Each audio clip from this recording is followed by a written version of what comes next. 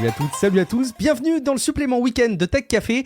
La tradition installée dans cette dernière saison a été de vous proposer le week-end un épisode complémentaire à l'épisode hebdomadaire, qui donc par définition lui aussi était hebdomadaire. J'ai ouvert les yeux sur ce sujet hautement important que Guillaume m'a soulevé il y a de ça quelques jours. Donc depuis, mon cerveau est en ébullition pour essayer de comprendre comment est-ce qu'on va nommer ces épisodes.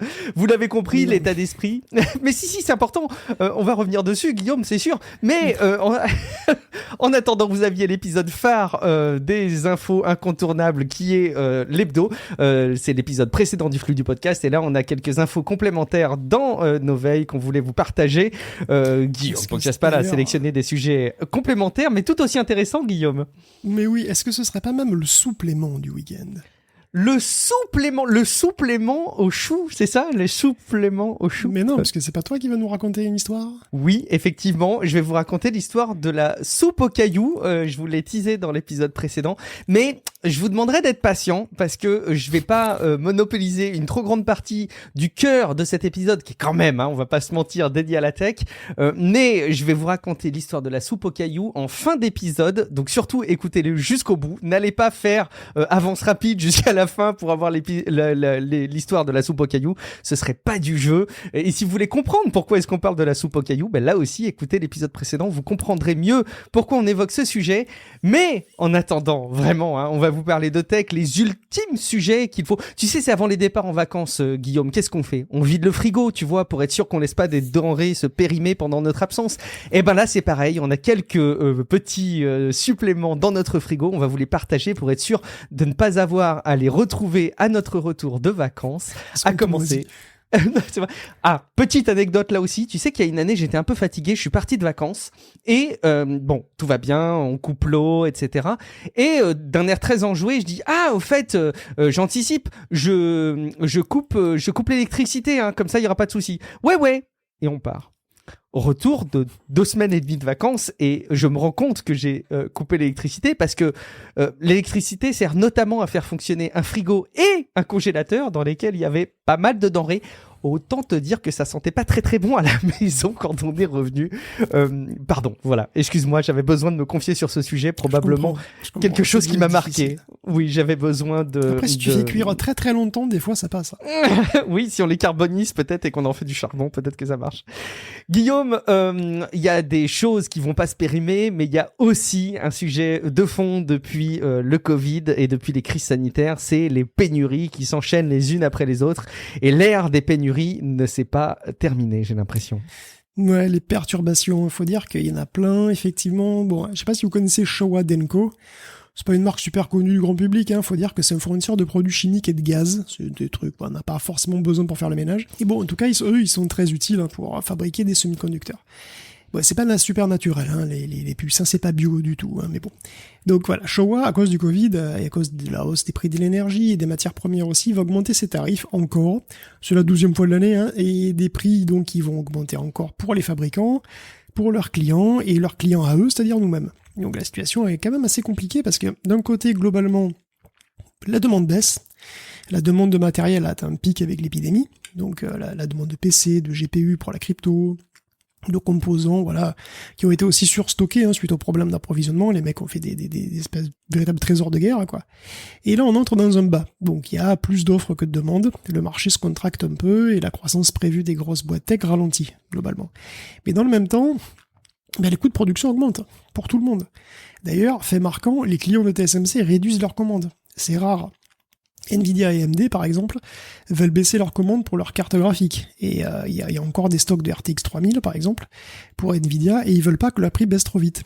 C'est sans compter la disparition du minage d'Ethereum aussi, d'ailleurs, qui réduit énormément la demande. Donc, c'est pas facile de savoir, finalement, si on pourra se procurer facilement une RTX 4000, tu vois. Bon, Apple aussi a réduit ses commandes de 10% pour l'iPhone 14. C'est une période d'incertitude, un petit peu, qui va durer facilement jusqu'à fin 2023. Quoi qu'il soit difficile de faire des prédictions à long terme, évidemment, en ce moment, mais bon. D'ailleurs, sur le long terme, il y a une autre pénurie, en parlant de ça, comme tu disais, qui commence comme ça à se faire jour à l'horizon, à apparaître, c'est celle des ingénieurs, en fait, tout simplement, en électronique. Parce qu'aujourd'hui, parmi les étudiants en informatique électronique, il y a 90% qui font du logiciel, en fait. Il y a moins de 10% qui sont intéressés par l'ingénierie électronique, par le design de puces, vraiment. C'est des trucs, voilà. C'est des chiffres qui ont été exhibés au symposium VLSI 2022. Et en ce moment, pourtant, justement, il y a un énorme push pour accroître la production en Occident. Intel dépense des milliards par dizaines. Tout le monde en Europe et aux États-Unis se bat pour avoir des usines sur son sol. Mais les usines, il doit y avoir des gens dedans pour les faire tourner. Donc Intel doit trouver 6 000 ingénieurs pour ces nouvelles usines aux États-Unis, 3 000 ingénieurs pour celles qui sont en Allemagne. TSMC, lui, il en cherche encore 1600 de plus, Samsung 2000, et c'est que la partie émergée de l'iceberg, puisqu'à l'échelle mondiale, en fait, ce sont des dizaines de milliers de postes d'ingénieurs en microélectronique qui vont, mais pas avoir de mal du tout à trouver un boulot, il n'y a pas de souci. Le Japon, lui-même, tout seul, il veut 35 000 postes sur la prochaine décennie. C'est énorme. Donc si vous cherchez un secteur qui va pas connaître la crise, foncez. Ouais, il y a aussi, au passage, on peut peut-être le mentionner rapidement, mais ST Microelectronics et Global Foundries qui a priori, ont dévoilé un projet d'investissement en France de 4 milliards, avec forcément des enjeux de production de puces. On sait que l'Europe a des ambitions là-dessus en pourcentage de production de puces mondiale. Donc effectivement, j'imagine que si vous cherchez une orientation professionnelle et que vous écoutez Tech Café, on vous aura donné une idée qui risque d'être pertinente peut-être pour votre avenir. Qui sait, dans quelques années, les gens vont nous réécrire, Guillaume, en nous disant j'ai découvert ma vocation en écoutant Tech Café parce que vous parliez souvent du sujet autour des processeurs et j'ai bien entendu dans l'épisode enregistré le 12 juillet 2022 à quel point c'était un enjeu d'avenir. Écoute, j'en serais extrêmement fier, je pense. On continue à parler un peu des composants et des processeurs et des ressources graphiques avec AMD qui risque aussi d'avoir une année difficile. Bon, c'est une illustration de cette prochaine période de down un petit peu du secteur des semi-conducteurs. AMD peut avoir baissé son chiffre d'affaires d'à peu près 25% selon Morgan Stanley. C'est pas dramatique, on sort juste du pic qui a été atteint par les années précédentes. Là, d'ailleurs, Morgan et Stanley aussi prédisent qu'il va se refaire en 2023 sans problème, avec des gains de part de marché d'ailleurs sur les data centers et les portables. Et d'ailleurs, l'action AMD a même remonté un petit peu après le rapport, parce que voilà, en fait, le marché se contracte un petit peu pour tout le monde. Voilà, la baisse de la demande de PC contraint par exemple Gigabyte et Asus de fabriquer moins de cartes mères. Et donc finalement, AMD va avoir une année un petit peu moins faste, un peu comme tout le monde. Et ils ont d'ailleurs des produits à venir très intéressants. D'ailleurs, d'ailleurs, je vais glisser 2 mots sur le futur Ryzen 6800U, qui a été comparé au M2. En termes CPU, il est à la hauteur du M2 en fait. Il est même un petit peu au-dessus du M2 d'Apple. Il est un petit peu en dessous par contre en termes de GPU. Et quant à la consommation, Apple reste toujours le vainqueur avec 24 watts maximum. Mais le Ryzen, ça rapproche un petit peu plus avec 37 watts. C'est que beaucoup mieux qu'Alder Lake, qui bat aussi le CPU M2, mais qui consomme qu'à 54 watts. Donc bon, évidemment, à ce niveau-là, c'est plus facile. De son côté, Nvidia devrait aussi un jour sortir ses RTX 4000, basés sur l'architecture Hooper. Mais en attendant, il y a un truc intéressant qui est sorti. Ils sont revenus dans un billet de blog sur les petits secrets de fabrication, comme ça, du H100. Donc H100, c'est le cœur donc des RTX 4000, mais qui est réservé aux pros, donc pour les Tesla. Et il révèle que le H100, pour Hooper 100, a été optimisé par des IA. Alors, au début des temps, tu sais, dans les temps ancestraux, c'est-à-dire le début des années 70, les circuits intégrés étaient dessinés à la main. Bon, tu prends un 4004 par exemple, ou un 4080, ou un 6502, c'était dessiné, câblé à la main, voilà, c'était fait sur des grosses planches à dessin. C'est déjà remarquable quand même, au passage, quand on y réfléchit. C'est fou, carrément, oui. Et bon, voilà, évidemment, dès que ça a été possible, des ordinateurs ont été utilisés pour faciliter le boulot, bien sûr. Assez tôt, on a même pu constituer des bibliothèques de blocs fonctionnels qu'on pouvait assembler un petit peu comme des Lego, et puis après, il fallait câbler entre elles, voilà, des blocs. Ça ressemble à du développement, d'ailleurs. On utilise de plus en plus des bibliothèques comme ça pour mutualiser le code. Oui. C'est vrai. Il y a de ça. Et oui, d'ailleurs, c'est les relogs. Enfin bon, bref. Ça facilite beaucoup tout ça, évidemment, le design est plus complexe d'avoir des blocs fonctionnels, de fonctionner comme ça. Et ça tombe bien parce que les puces, évidemment, sont de plus en plus complexes. Enfin, ça a évolué très très rapidement. Le truc, c'est que c'est pas forcément la manière optimale de créer un circuit, du coup. Parce que voilà, t'assembles des blocs, mais peut-être y avoir des redondances, et voilà, peut-être la manière de câbler les blocs entre eux pourrait être améliorée si on bougeait un petit peu les trucs, si on refaisait tout de zéro. Il y a des algorithmes déjà pour optimiser les circuits, mais c'est d'une complexité redoutable, ça prend donc beaucoup de temps.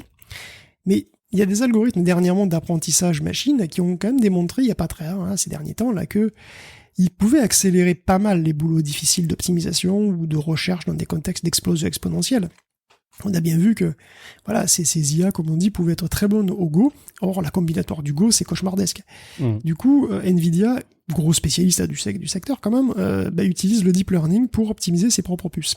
Donc Hopper est constitué de milliers de fois les mêmes unités, et donc ils ont proposé à l'algo d'affiner le design d'une brique qui se reproduit quand même 13 000 fois dans le H100, et le résultat, ça a été un bloc 25% plus petit. Et c'est tout bénef, évidemment, hein.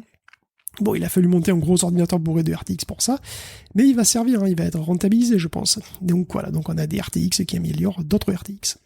C'est vrai que le parallèle avec le développement a ses limites, parce que autant dans le développement on en a parlé dans les précédents épisodes de Tech Café, mais des assistants au développement basés sur l'intelligence artificielle, comme par exemple Copilot, etc. Mais là, en l'occurrence, c'est pas des assistants au développement, c'est on fait l'architecture, et puis par-dessus, si j'ai bien compris, il y a des algorithmes qui passent et qui essayent d'optimiser le travail qui a été fait. C'est plus comme ça qu'il faut le voir. Oui, voilà, c'est plutôt un optimiseur, ouais. Ok, un sujet, vous l'entendez, je pense, régulièrement dans Tech Café, parce que c'est un petit peu le dada de Guillaume Poggiaspala, et du coup, on aime bien suivre ce sujet avec lui, c'est Risc 5, Guillaume. Ben oui, la petite architecture qui monte jusqu'où cette espèce de Linux de la puce, hein, c'est un peu ça quand même, se balade déjà à 10 milliards d'exemplaires à travers le monde, dans des systèmes embarqués principalement, et ça devrait passer à 25 milliards d'ici 5 ans. Et même d'ailleurs, le premier portable grand public qui est équipé en RISC-V devrait arriver bientôt. C'est le Roma qui sera commercialisé par Excalibyte. Bon, il y a assez peu de choses sur le site. Pour être honnête, j'ai pas vu le prix. Les spécifications techniques sont vagues, on va dire, pour être gentil. 4 cœurs en 12 ou en 28 nanomètres. Il y aura une version standard, une version pro. Un GPU avec des NPU mais non spécifiés. Bon, le site offre 100 NFT au premier acheteur, ok. Promet des upgrades gratuites pour le CPU, sans déconner. Ils savent comment te séduire. Voilà. Et en plus, il est vanté comme Web3 friendly, et là, j'avoue que je sais plus quoi penser, parce que bon, voilà. En règle générale, je comprends pas l'existence de machines qui soient estampillées spécifiquement Web3. Parce que Roma, évidemment, c'est pas le seul. Récemment, il y a eu un téléphone Solana. Bon. Ça me paraît complètement absurde. Comment un appareil pourrait être plus Web3 qu'un autre ? Ça veut dire quoi ? Plus Web3 que notre. La philosophie même du Web3, c'est l'universalité. Tout le monde peut se connecter à une chaîne, ou à toutes les chaînes, voire contribuer à ces chaînes. Tout le monde peut avoir un wallet, sinon, quel intérêt ? Dès lors, je comprends pas qu'est-ce que ça veut dire des machines marketées Web3. Ça me paraît le comble du paradoxe. Mais bon, passons. Donc oui, ce serait un portable RISC-V. Alors, à moins que ce soit un gros vaporware, moi j'hésiterai à précommander pour le moment. Parfait, on continue un petit peu sur ces ressources fondamentales pour construire un petit peu nos appareils, mais là on va parler un petit peu des batteries, Guillaume. Oui, alors c'est pas très composant, hein, mais bon, quand même, c'est important. Les batteries, c'est le nerf de la guerre. Un composant matériel, mais c'est pas un composant au sens processeur. Oui, voilà. Quand c'est pas de ça, c'est important. Voilà, par exemple, pour les voitures électriques, bon, pour encaisser aussi l'intermittence du solaire ou de l'éolien, c'est hyper intéressant. Et je me souviens d'ailleurs qu'on avait évoqué déjà, il y a assez longtemps, qu'une batterie, c'était pas forcément des cellules de lithium-ion, hein, comme on voit dans un téléphone ou une voiture. C'est une batterie, ça stocke de l'énergie. Et finalement, stocker l'énergie, ça peut se faire de plusieurs manières. Il y a 2 gros projets qui viennent bien illustrer ce truc-là et qui viennent de se conclure. Alors d'une part, c'est la batterie de sable en Finlande, et d'autre part, c'est une batterie d'eau en Suisse. Donc en Finlande, on n'a pas du soleil toute l'année. Ça tombe d'ailleurs mal, parce que quand on n'a pas de soleil, c'est en hiver, et c'est en hiver qu'on a besoin d'énergie pour se chauffer. C'est quand même mal fait, la nature. Donc ce serait super de stocker l'énergie de l'été pour l'hiver. Et en fait, l'énergie en hiver, c'est la chaleur dont on a besoin le plus pour se chauffer. Donc pourquoi ne pas simplement stocker de la chaleur, tout simplement ? Et ça se fait facilement, la chaleur. Hein. Enfin, d'ailleurs, globalement, même ce principe est relativement bien connu. Genre, ma mémé avait une brique réfractaire pour se chauffer les pieds, et voilà, chauffer au four, et elle mettait tout ça dans un linge, ça durait quelques heures, c'était pas mal. Quelques heures, ça suffit pas. Alors, quelques heures, ça va pas suffire dans ce truc-là. Mais c'est quand même le même principe qu'utilise Polar Night Energy, parce qu'en fait, ils ont une espèce d'énorme thermos qui vont remplir de 100 tonnes de sable et qui vont chauffer à 500 degrés. Et ça, ils le font quand l'électricité pour le faire est abondante. Donc en été, c'est de l'électricité solaire. Ensuite, le sable se refroidit, mais ça se refroidit pas vite. Et comme c'est bien isolé, ça peut rester super chaud pendant des mois. Et justement, des mois après l'été, c'est l'hiver. Tu vois, finalement, c'est pas si mal fait. Donc le sable est utilisé du coup pour chauffer les maisons, les bureaux, les piscines, ce que tu veux. Donc, c'est un système qui est très efficace pour le chauffage. Bon, par contre, pour retransformer en électricité, alors, parce que voilà, tu transformes l'électricité en chaleur, c'est facile. En plus, c'est rentable parce que c'est quasi 100% de l'électricité qui passe en chaleur. Autant l'inverse, c'est beaucoup plus compliqué et avec les températures du sable, les rendements seraient vraiment très mauvais. Donc, cette batterie au sable, c'est une batterie qui stocke très bien la chaleur, mais qui stocke assez mal l'électricité, en fait. Donc, pour stocker l'électricité à grande échelle, par contre, il y a d'autres possibilités. Et justement, une autre possibilité à grande échelle, c'est la stocker de manière mécanique, et les Suisses ont adopté ce truc-là pour stocker quand même un énorme volume. Bon, c'est donc, ils utilisent de l'eau, 2 gros volumes d'eau. Alors en Suisse, apparemment, dans le canton de Valais, il y a 2 émossons. Il y a Émosson, et puis il y a le vieux Émosson. Et ces vieux Émosson et Émosson, ils habitent 2 énormes réservoirs d'eau. Et on utilise l'énergie, donc on utilise de l'énergie de l'électricité pour remplir celui qui est le plus haut, quand on a besoin de cette aide, quand on n'a pas besoin d'énergie. Donc on utilise de l'énergie excédentaire, si tu veux, pour donc monter l'eau vers le haut. Et quand on a besoin de cette énergie, on vide le bassin qui est le plus haut dans celui qui est le plus bas, et le flot de l'eau fait tourner des turbines qui produisent de l'électricité. C'est un principe qui ressemble pas mal à celui d'un barrage, évidemment, de ce point de vue. Et ce qui fait la différence, c'est la taille. Et oui, la taille fait compte des fois. L'installation a une capacité de 20 millions de kilowattheures. Avec des batteries de voitures électriques, il aura fallu 400 000 batteries pour stocker tout ça. Donc les 6 turbines ont une puissance de 900 mégawatts. Donc une batterie de cette taille, ça peut carrément stabiliser la demande sur la grille suisse et même européenne. Donc dans certains cas, ce sont de très grandes installations. Il a fallu 14 ans pour construire tout ça et ça a demandé de creuser des gros tunnels dans les Alpes. Pas facile, mais voilà, la grille électrique devra probablement avoir des buffers de ce genre. Et d'ailleurs, dans un tout autre style, Microsoft pense que ces data centers aussi pourraient l'aider. Ils pourraient aider à ce genre de truc. Alors le principe, pourquoi Microsoft dit ça, c'est qu'en gros, un data center, tout data center qui se respecte, utilise énormément d'énergie, d'électricité, et ils possèdent tous aussi un onduleur géant. Donc un onduleur, ça permet d'encaisser les coupures de courant pendant un court moment, de l'ordre de quelques minutes, le temps de tout sauvegarder proprement en gros, donc, ou s'il y a juste une micro-coupure. Et donc un onduleur, c'est grosso modo une grosse batterie dont le courant est remis sous la forme de ce qu'on a dans la prise, de sorte que les ordinateurs branchés dessus ne soient pas perturbés. Alors bien sûr, tampon, quoi. Voilà, c'est un tampon bien sûr. Et donc, oui, je vais dire, évidemment c'est marrant, parce qu'un ordinateur fonctionne en continu, un onduleur passe du continu en alternatif, pour des alimes qui le remettent en continu. Donc c'est cocasse, mais en fait on s'en fout, c'est une mesure d'urgence, bien entendu. Donc Microsoft a des gros onduleurs, bref, et donc il a aussi de grosses batteries, dont ils se servent finalement pas très souvent. Or, ces dizaines de mégawatts pourraient contribuer aussi, pourraient faire office de buffer. Donc pourquoi pas ? Voilà, de toute façon, il va falloir probablement créer une grille qui soit peut-être plus intelligente, plus robuste et moins centralisée, avec des buffers un petit peu partout comme ça, donc c'est toujours intéressant. Bon, au-delà du stockage de l'énergie, Guillaume, il y a aussi un sujet qui a retenu ton attention et qui est à classer dans la rubrique intelligence artificielle, mais c'est comment la recherche dans ce domaine peut aider à être plus efficient en matière de consommation énergétique ? Ouais, plus efficient. Alors, en matière de consommation, oui, non mais t'as raison, mais aussi en matière d'utilisation de ce qu'on a en fait. Parce que c'est vrai que les besoins en puissance de calcul continuent d'exploser de manière exponentielle, alors que la fabrication des puces, ça s'améliore, mais à un rythme qui est beaucoup moins soutenu, et beaucoup moins soutenu que par le passé aussi. Et du coup, ça suffit plus. Donc, il faut optimiser ce qu'on a, et pour ça, se concentrer sur ce qui est vraiment important. Donc, la famille, l'équilibre travail-vie professionnelle, manger des fibres à tous les repas, voilà, ce genre de trucs. Et bien sûr, ne pas utiliser plus de bits que nécessaire dans ses calculs, sinon t'es foutu. Bon. Donc, au début, on se posait pas la question d'ailleurs, je veux dire, on utilisait des nombres flottants sur 32 bits pour un petit peu tout. Puis dès qu'on devait faire des calculs avec un nombre en virgule et qu'on voulait se la péter, on pouvait passer sur la double précision en 80 bits. C'était pris en charge par des unités mathématiques spéciales. Bon, aujourd'hui, on est plutôt sur le 64 bits pour la double précision et 32 bits pour la simple précision.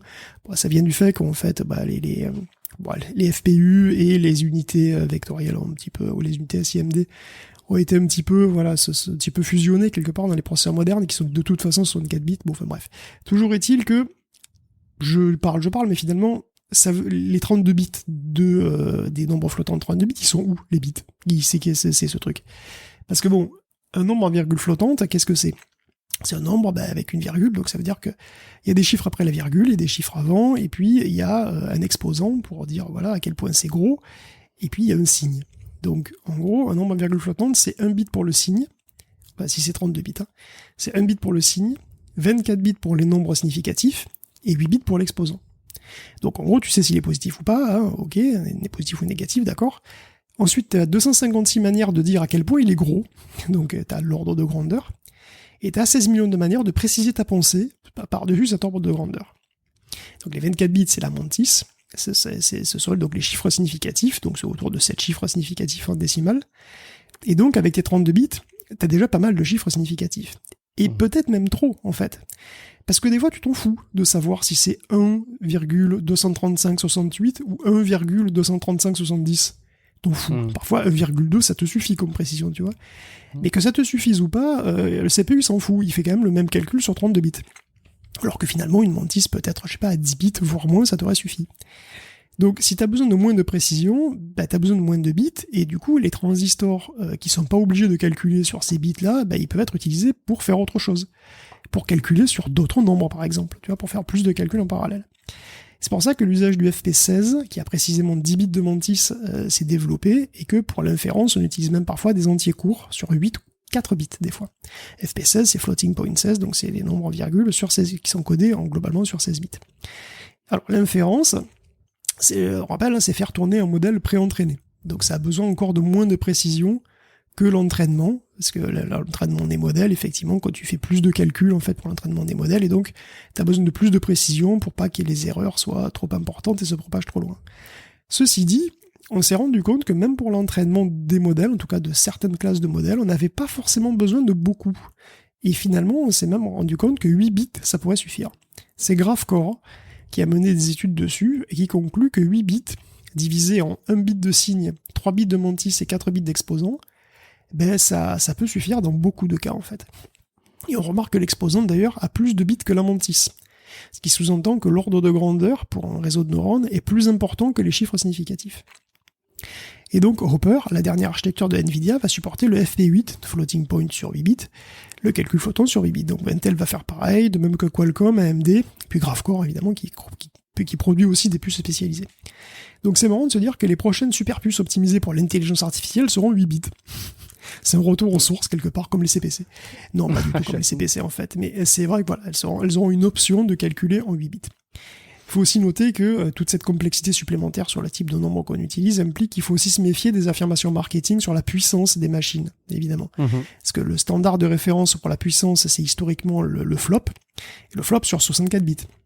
Donc, c'est-à-dire une opération sur 64 bits flottants par seconde.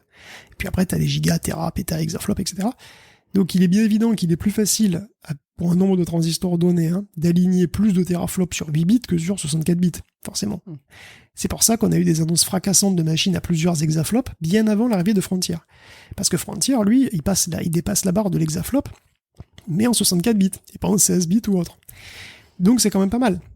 On a plus de choix pour utiliser au mieux les ressources qu'on a. D'ailleurs, les GPU actuels sont optimisés pour l'FP32, pour le jeu vidéo. Il n'est pas exclu qu'un jour, contraint forcé, ça puisse évoluer pour optimiser au mieux le budget transistor. Ce serait marrant à voir. Plus de granularité quelque part, pour plus de choix. Chouette. Ok, écoute, on va peut-être mettre de côté nos sujets autour des composants, cette espèce de mini-chronique des composants, pour se tourner un petit peu vers le soleil levant, vers la Chine en fait, qui reste a priori persona non grata, Guillaume. Oui, la Chine est toujours autant dans les petits papiers des Américains et des Anglais, ça continue. Les boss du FBI et du MI5, du MI5 donc, sont assez peu cordiaux et affirment que le plan Made in China 2025, qui vise à faire de la Chine une grande puissance industrielle autonome technologiquement, il se nourrit ce plan d'espionnage industriel dans tous les sens, et puis voilà, d'espionnage industriel d'ailleurs, c'est de l'espionnage industriel à échelle industrielle, voilà, c'est un peu ce qu'ils disent. D'ailleurs, si tu veux t'établir sur le marché chinois, tu dois la jouer selon leurs propres règles, qui impliquent d'installer des logiciels truffés de mouchards, qui veilleront à bien faire parvenir toutes les infos aux parties, et de toute façon, tu seras aussi obligé de stocker toutes tes données en Chine, ou de toute façon, elles pourront être consultées à l'envie. Que ce soit par infiltration, hacking ou juste en nouant patiemment des contacts qui leur sont redevables, les Chinois, je cite, volent à une échelle massive et veulent aller plus haut que nous en se hissant sur nos épaules. Bon, évidemment, les Chinois ont réagi fort mal à ces déclarations. L'ambassadeur Washington crie aux fake news, évidemment. Bon, moi j'en sais rien perso, donc voilà, je vous lis ça comme ça. Parce que de toute façon, c'est évidemment une période tendue comme un string entre l'Orient et l'Occident, là, à tel point que des boîtes qui n'ont rien demandé se retrouvent propulsées au rang d'enjeux géostratégiques, comme ASML. Qui n'est donc pas une boîte américaine, finalement. Pas du tout, c'est une boîte européenne, mais elle fournit des machines pour la lithographie à tout le monde, en fait, à tous ceux qui veulent fabriquer des puces. Et c'est capital. Les Américains veulent à tout prix faire dérailler le plan Made in China 2025. Et donc, il faudrait qu'ASML, qui fournit donc des technologies clés, les réserve pour l'Occident. Il est déjà interdit de vente de machines à ultraviolet extrême à la Chine, qui sont par ailleurs utilisées dans toute l'industrie, sur les processus les plus récents, que ce soit chez Intel ou chez TSMC. Ils veulent le faire de même pour les ultraviolets profonds, c'est-à-dire ceux d'avant, en fait, les machines un peu plus anciennes. C'est-à-dire qu'en gros, ils ne pourraient plus livrer aucune machine de lithographie du tout à des boîtes chinoises, de fait. Boîtes chinoises qui constituent quand même 20% du chiffre d'affaires d'ASML. Donc voilà, c'est quand même presque 4 milliards de dollars.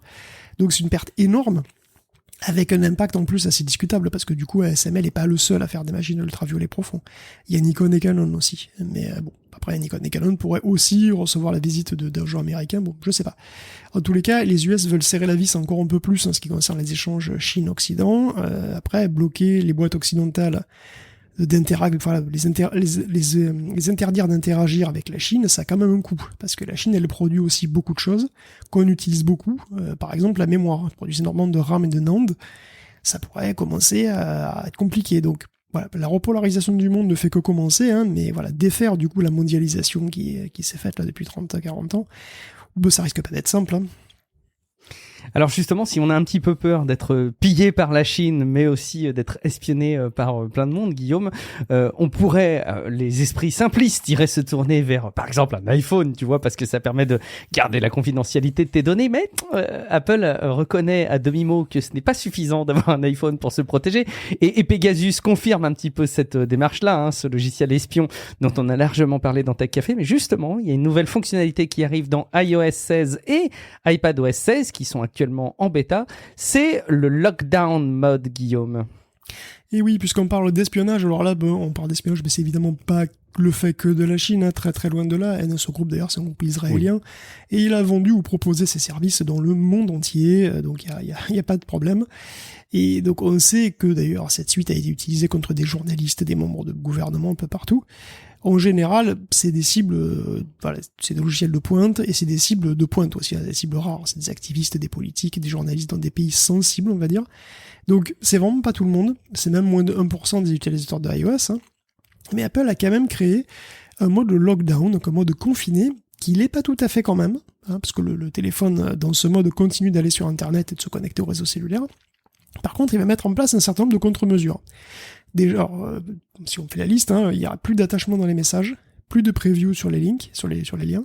Il y a quand même des images.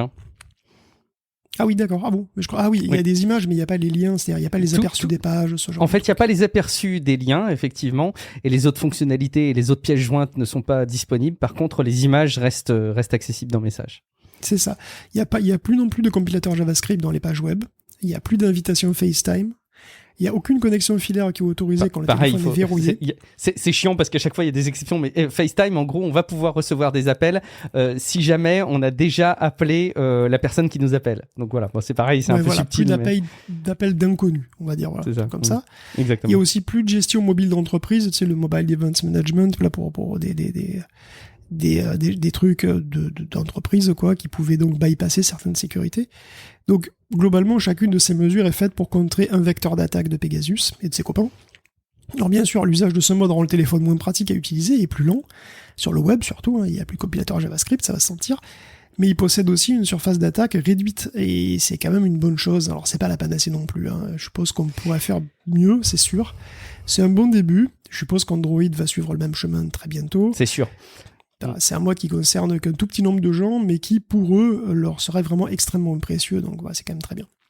Bon, n'importe qui pourra s'amuser dans iOS ou iPadOS à réduire les fonctionnalités de son appareil grâce au lockdown mode, même si évidemment vous et moi et Guillaume ne seront pas concernés.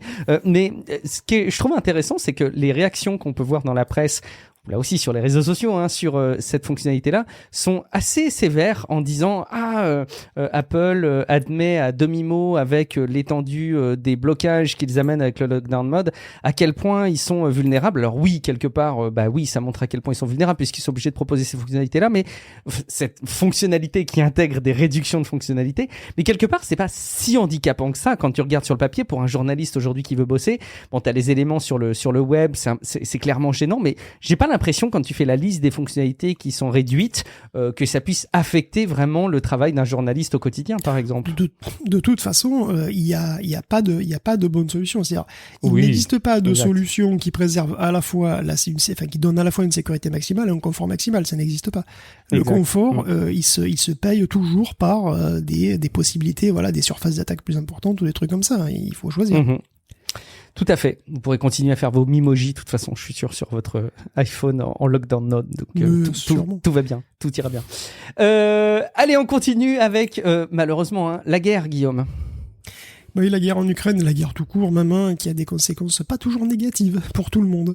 Donc là, par exemple, la Russie se ferme et n'a plus accès aux systèmes d'exploitation occidentaux. C'est pas grave, c'est l'opportunité pour les Linux locaux de s'épanouir. Donc, par exemple, il y a Rosbitech Astra, qui édite Astra Linux, qui va entrer en bourse. Ce sera pas le seul à profiter comme ça du boom du logiciel autochtone.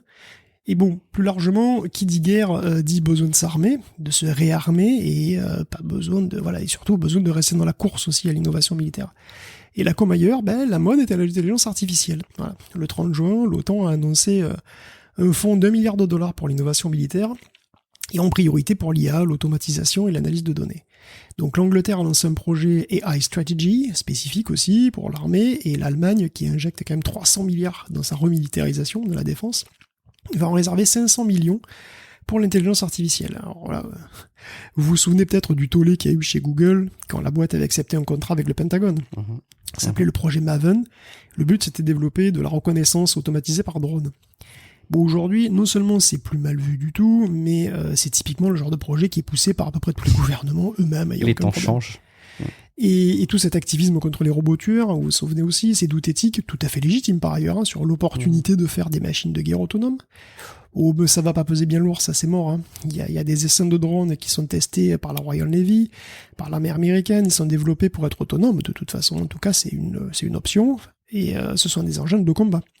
Au-dessus de l'Utah, en avril dernier, ils ont fait un exercice avec plusieurs modèles de drones qui peuvent être équipés de capteurs de reconnaissance et d'explosifs, si besoin. Donc, un drone militaire et autonome, voilà, le robot tueur, c'est bon, c'est plié, c'est les appels à concevoir des appareils où l'humain garde toujours la main, tout ça, c'est mort. On cherche à faire des trucs autonomes, puisqu'on cherche à faire des trucs qui sont plus efficaces que les humains. C'est pour ça qu'on les veut autonomes, en fait. Donc, à quel moment c'est compatible avec avoir toujours la main? C'est pas possible, autonome, c'est autonome. Et aujourd'hui, Eric Schmidt, ancien CEO de Google, appelle l'armée même à aller plus vite, en fait, en matière d'IA. Donc la Chine dépense des fortunes pour être la première sur le secteur, on le sait bien, Impossible de croire que ce sera pas aussi utilisé dans le secteur de la défense, c'est illusoire. Si les Chinois le font, c'est évident qu'on va faire pareil. Donc voilà. D'ici 10 ans, on aura donc un Metal Gear, je pense que c'est pas possible autrement. À moins que la part de hype sur l'utilité réelle sur le terrain de l'intelligence artificielle soit plus importante que prévu. Parce que c'est vrai quand même que le champ de bataille, c'est bien le bordel, et quand on voit que certaines voitures autonomes galèrent en banlieue, tu te dis, bon, c'est pas faux. Ce qui est sûr, c'est qu'une multitude de startups vont profiter de la frénésie actuelle pour nous construire un futur qu'on n'est pas du tout sûr d'avoir envie de vouloir, on n'est pas tout sûr d'être meilleur, mais bon. C'est l'histoire, apparemment, c'est le sens de l'histoire. Enfin, en tout cas, c'est clair qu'il y a beaucoup de monde qui milite pour faire croire que c'est inévitable, et je suis pas sûr qu'ils gagnent pas. Skynet, nous voilà, les Terminators sont en train de se concevoir en douce. On se réjouit tous. C'est ça. Parce qu'en plus, ça se termine très bien. Donc, tout va bien.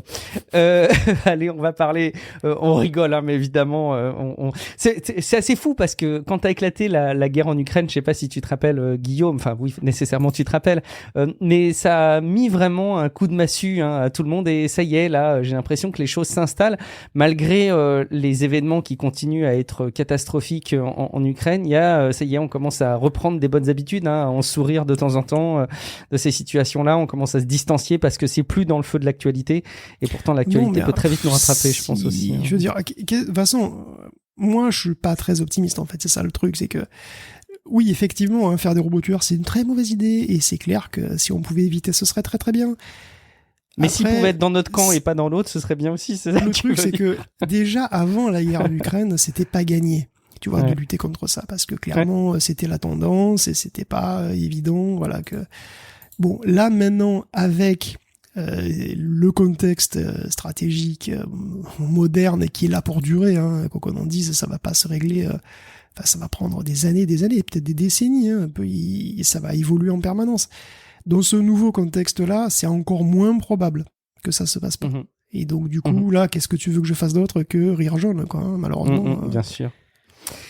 Bien sûr. Bon, la guerre, on va continuer à en parler un petit peu d'ailleurs pour clôturer cet épisode, presque clôturer cet épisode, avec Microsoft et Amazon qui prennent la parole justement en lien avec l'Ukraine. Ouais, bah, très rapidement, les boîtes tech ont beaucoup aidé en Ukraine au début du conflit, que ce soit en matière de cybersécurité ou pour mettre des données en lieu sûr. Donc en mai, d'ailleurs, Google a eu le prix de la paix. On ne sait pas précisément pourquoi, et ça n'a pas été précisé, pas plus que pour Microsoft, d'ailleurs, qui a aussi reçu le prix. Mais c'est un peu plus clair pour Amazon, qui a apparemment mouillé le maillot pour mettre à l'abri le plus efficacement possible des données critiques des Ukrainiens sur AWS. Et c'est marrant, parce que ça permet de parler de Snowball. Ils ont déployé le système Snowball, et en particulier la variante storage, qui est c'est une espèce de grosse valise, durcie, super solide, avec dedans 80 teraoctets de stockage, mais aussi 40 cœurs et 80 gigaoctets de RAM. En fait, c'est une sorte de data center dans une valise.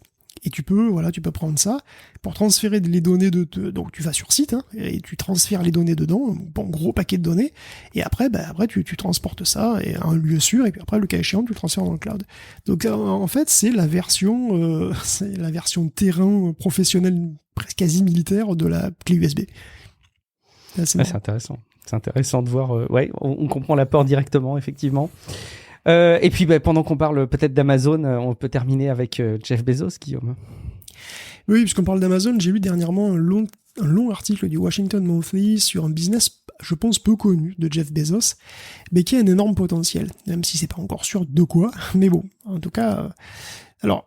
Quand Bezos est parti d'Amazon, on s'est peut-être dit qu'il allait se siroter Morito sur Morito, tu sais, sur une super plage avec son actrice de Nouvelle Conquête, tu sais, je veux dire, pourquoi pas. Mais c'était mal connaître Jeff, tu sais. Alors voilà, bien sûr, il a dit qu'il se concentrerait sur Blue Origin et sur le Washington Post. Mais bon, après tout, mis à part faire des chèques pour envoyer plus vite ses satellites là où ils doivent, c'est pas lui qui fait les calculs, quoi. Mais en réalité, quand Bezos a racheté le Washington Post, déjà il l'a sauvé, tout simplement, du naufrage. Mais il l'a aussi radicalement transformé. Donc, parce que le Post est un journal traditionnel, hein, qui galérait un petit peu comme tous les autres à l'époque, hein, avec la numérisation galopante, avec le fait que la pub se barrait la publicité, donc se barrait du contenu papier pour aller sur Internet, etc. Donc c'était la mouise. Et donc Bezos est arrivé, disons que lui, la technologie, ça le connaît un petit peu.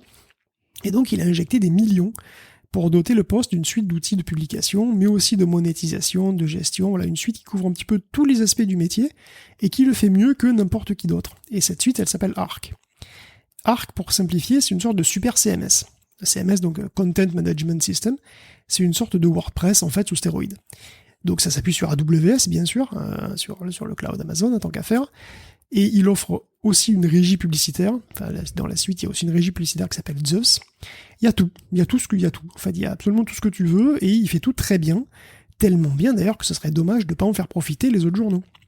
Et du coup, en 2016, le Post commence à vendre des licences de Arc à d'autres journaux qui, devant la supériorité technologique, abandonnent leur propre logiciel, souvent. À tel point que ArcXP, qui est donc la boîte et qui commercialise Arc, c'est une boîte qui a 300 personnes, et que Arc est devenue la colonne vertébrale de plus de 2000 sites de journaux, de médias, et voire même de boîtes qui sont pas des médias. Donc Arc est pas seul sur le marché, il faut pas exagérer. Le New York Times, par exemple, un système propriétaire, le Wall Street Journal aussi, il y a des alternatives.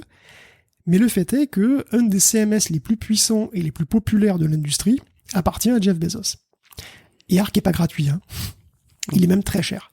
Les prix sont variables en fonction de la taille du business.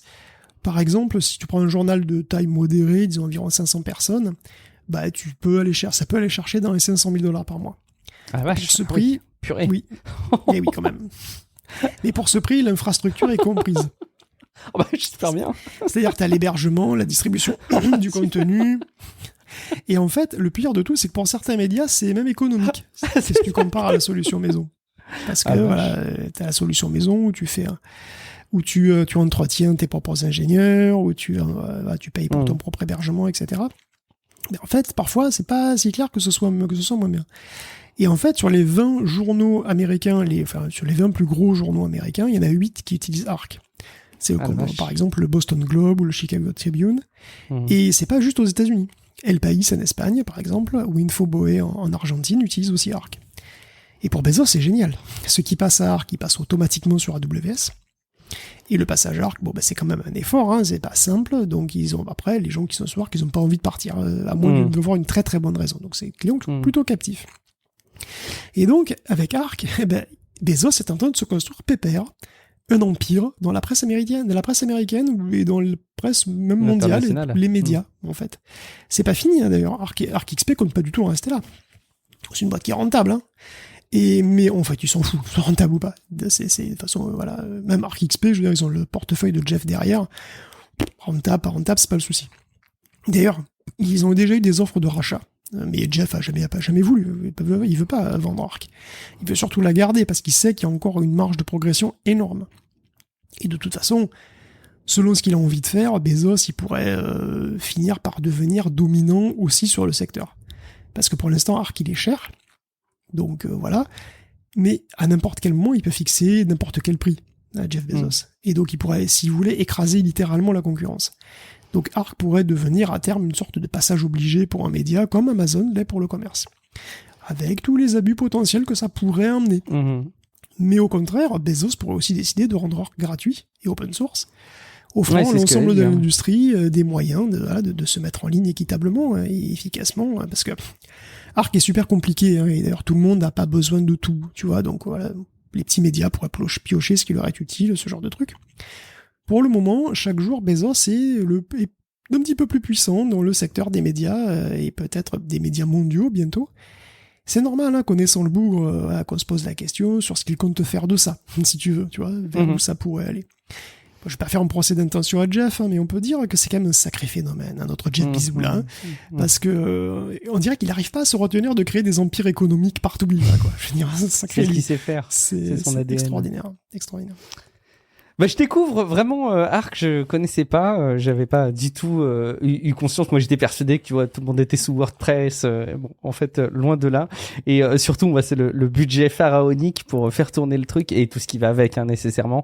Mais ça coûte quand même la bagatelle de près de 500 000 par mois, par exemple. Enfin un tarif à titre indicatif, on va dire.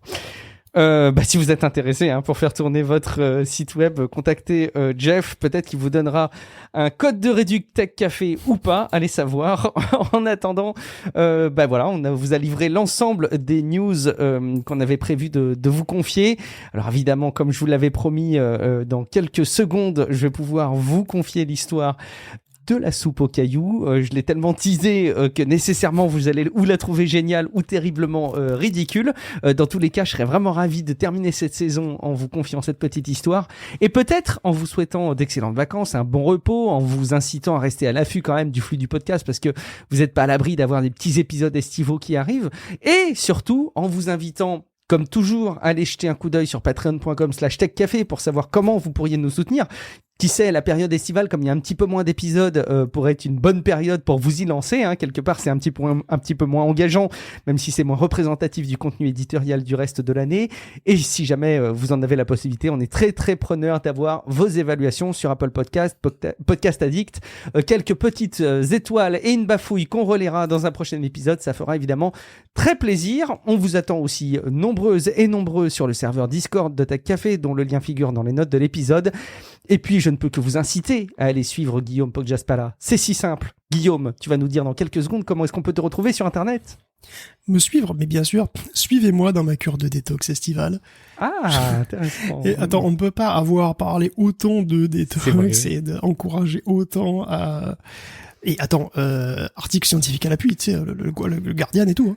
On peut pas avoir fait tout ça en leur disant non, mais il faut nous suivre et tout. Mais non, prenez le temps de vivre, prenez le temps de vous déconnecter, prenez le temps de profiter de la vie, de cet été et de cette chaleur absolument étouffante et infernale qui nous attend pendant probablement les 2 mois qui viennent. On n'est jamais content, tu sais, quand il fait pas beau, Bien on sûr s'en que plaint, non. et quand il fait très très beau, on s'en plaint aussi. Non, Après, ça d'un va. autre côté, si on pouvait avoir un petit juste milieu, ce serait pas mal aussi. Non, Bon. ça va. Bonnes vacances à tous. Bonnes vacances Ouais. à tous. On se retrouve de toute façon à la rentrée.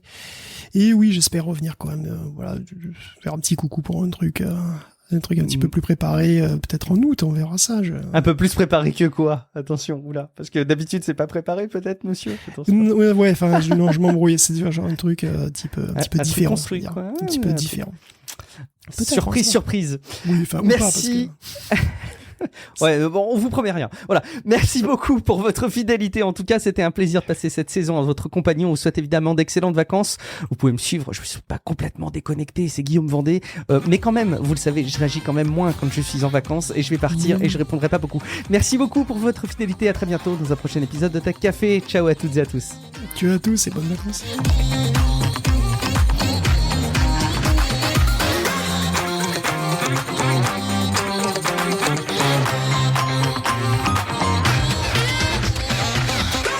Et comme convenu, donc, un petit supplément assez incongru. Je pense que vous auriez pas imaginé entendre ça dans un épisode de Tech Café.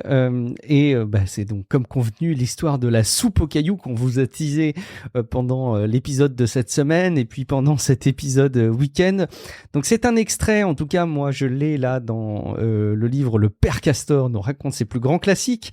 Donc des histoires que je lis assez régulièrement à mes enfants.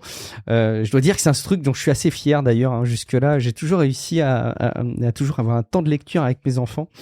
Et cette histoire est une de nos favorites. Je vais vous narrer La soupe aux cailloux, qui est un texte de Robert Géraud, d'après la tradition, illustré par Pascal Vers, mais vous n'aurez pas évidemment les illustrations. Les parents Smith ont une nombreuse famille qu'ils ne savent comment nourrir.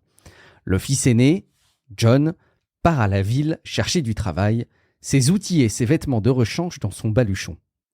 « Ne vous inquiétez pas pour moi, ma mère, mon père. Je vais travailler dur et je reviendrai avec tout l'argent que j'aurai gagné. Ainsi, vous-même, mes frères et mes sœurs, vous aurez une vie plus facile. » John espère arriver à la ville avant la nuit, mais la route est longue. Le quignon de pain qu'il avait emporté avec lui en guise de casse-croûte est avalé depuis longtemps. Son estomac commence à crier famine. Soudain, il aperçoit une ferme isolée en bordure d'un bois. Il se dit que c'est bientôt l'heure du dîner et que les fermiers ne refuseront sûrement pas de lui donner un morceau à manger. John frappe à la porte de la femme. La porte s'ouvre et la fermière apparaît. « Bonjour, madame la fermière. J'ai marché toute la journée, j'ai faim et je suis fatigué. Puis-je vous demander l'hospitalité pour ce soir ? Dieu vous en récompensera. » Mais la fermière est avare et n'aime pas partager. Elle dit donc à John : « Je n'ai rien à donner à un vagabond de ton espèce. Passe ton chemin et que je ne te revoie plus. »« Madame la fermière, précise John, je ne vous demande pas à manger. Je connais une excellente recette de soupe aux cailloux que je me préparerai moi-même. Tout ce qu'il me faut, c'est une grande marmite, de l'eau et un feu pour faire cuire ma soupe. Du sel, j'en ai un peu dans mon sac. Je ne vous causerai aucune dépense. Au contraire, pour vous remercier, je vous ferai goûter de ma soupe. » La fermière est intriguée par cette histoire de soupe aux cailloux, dont elle n'a jamais entendu parler. Quelle économie ça serait si elle arrivait à faire de la soupe avec juste des cailloux. Elle laisse donc entrer John pour prendre une marmite. John ressort de la ferme avec une grande marmite, la pose en bordure du chemin et ramasse des cailloux. « Regardez, madame la fermière, comme ce caillou a l'air appétissant. Il faut en prendre des bien ronds, des bien lisses. Cela rend la soupe meilleure. » John a mis les cailloux dans la marmite sur le feu, et il explique à la fermière. « La vapeur sort, les cailloux commencent à cuire. Ah, on va bien se régaler. Mais j'y pense, dit John. Comme vous allez en goûter, je voudrais qu'elle soit la plus réussie possible. Moi-même, je n'y ajoute jamais rien, mais j'ai entendu dire par la bonne du curé qu'avec un ou deux poireaux, la soupe aux cailloux avait encore meilleur goût. » La fermière va chercher des poireaux, et elle entend un John qui lui dit « Je tiens à vous faire plaisir. Vous êtes si gentil avec moi que j'aimerais que ma soupe soit excellente. »« Où donc avais-je la tête ?» dit John en se frappant le front. La bonne du curé m'a aussi dit que, pour les grandes fêtes, elle ajoutait dans sa soupe aux cailloux une demi-douzaine de pommes de terre. Vous qui m'avez permis d'utiliser votre marmite, votre eau et votre feu, vous méritez bien une soupe de fête. John prend les pommes de terre que la fermière est allée chercher et les met dans la marmite. Ah, quelle chance que j'ai bien retenu les leçons de la bonne du curé, se félicite-t-il. Si elle me voyait, elle ne regretterait pas de m'avoir raconté ses petits secrets. Oh, mais je vois que vous avez là un chou. Il a l'air bien beau. Je n'ai jamais entendu dire qu'on en mette dans la soupe aux cailloux, mais pour vous, j'ai bien envie d'essayer. Et la fermière ajoute elle-même le chou dans la marmite. « Ma foi, tu as raison !» dit-elle. « Ta soupe commence à sentir bien bon. Oh, tu as l'air vraiment très fort en cuisine. Je vais quand même te poser une question. Tu me diras ce que tu en penses. La bonne de ton curé ne mettait-elle jamais de lard dans sa soupe aux cailloux ?» John répondit. « Je ne lui ai jamais entendu dire, mais on pourrait essayer. » La fermière reprit. « J'en ai justement là un bout que j'avais mis de côté pour mon dîner. Prends-le !» La fermière, un peu inquiète, dit à John. « J'espère qu'avec mon idée de lard, je n'aurai pas gâché ta soupe. Elle sentait déjà si bon. » La fermière fait honneur à la soupe de John. « Ah, me voilà rassurée, dit-elle. « Délicieuse, ta soupe. Je crois que nous la mangerons toute en une seule fois. Et vous voyez, madame la fermière, comme ma soupe est économique. Une fois qu'on l'a mangée, les cailloux restent entiers. Je peux les remettre où je les ai pris. »« C'est bien, mon garçon, mais il se fait tard. Reste donc pour la nuit. » Et John s'installe confortablement dans le foin pour dormir. Le lendemain matin, la fermière accompagne John jusqu'à la barrière et lui dit « Encore merci, mon garçon.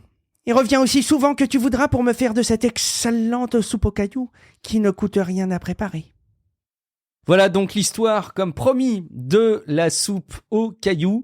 Ça fait bien marrer mes enfants. En plus, les dessins du bouquin font qu'il y a vraiment des attitudes assez ridicules de la part des protagonistes. C'est vraiment drôle. Et en fait, pour l'anecdote, l'autre jour, j'ai tapé soupe aux cailloux dans Google. Et il s'avère qu'il y a des vraies soupes aux cailloux, et notamment il y a un article Wikipédia sur la soupe aux cailloux qui décrit ça comme étant une vraie soupe. Alors je crois que c'était une espèce de blague cachée, hein, une espèce de 1er avril ou de rickroll déguisé. Et non, tenez-vous bien, la soupe aux cailloux est, je cite, une soupe paysanne traditionnelle française où un caillou est ajouté pendant la cuisson. Ce mode d'élaboration a longtemps été utilisé dans la vallée de la Moselle en amont d'Épinal. La soupe aux cailloux est une recette traditionnelle, qui s'adapte aux variétés locales de légumes avec une base de pommes de terre, navets, carottes et poireaux. Vous voyez qu'on n'est pas très loin dans l'histoire. Selon la saison, on y ajoute une poignée de pois, des haricots verts, du persil ou du laurier, du lard fumé, des saucisses ou une poule peuvent aussi y être ajoutées. Un caillou propre, alors de préférence propre c'est mieux, est plongé dans la casserole pendant la cuisson, laquelle dure 3 heures. En Lorraine, un caillou de rivière est utilisé, sa forme est importante, il est choisi biconvexe, presque plat sur une face et de forme harmonieuse. Alors pourquoi ? C'est quoi le principe ? La cuisson étant maintenue à petit feu, le galet est en perpétuel mouvement et agit comme un pilon qui écrase les différents composants de la soupe en affinant la texture et en répartissant les sucs. Cette soupe cuit très longtemps sur le coin d'une cuisinière et le caillou, agissant en accumulateur de chaleur, maintient une température efficace en écrêtant les pics de température. La soupe au caillou est servie comme un potage, agrémenté le plus souvent de crème fraîche, les légumes et la viande étant servis séparément. Voilà, vous saurez tout. Donc de la soupe aux cailloux, qui est aussi donc un conte populaire que je viens de vous lire avec plein de variantes, et un roman de Martine Provy. Voilà, je pense qu'il est grand temps maintenant que je vous libère et que je vous souhaite un excellent été. Je vous souhaite pas de préparer d'excellentes soupes aux cailloux parce que je pense qu'il va faire beaucoup trop chaud cette idée, mais gardez en tête l'idée de cette recette pour cet hiver. À très bientôt. Ciao à toutes et à tous.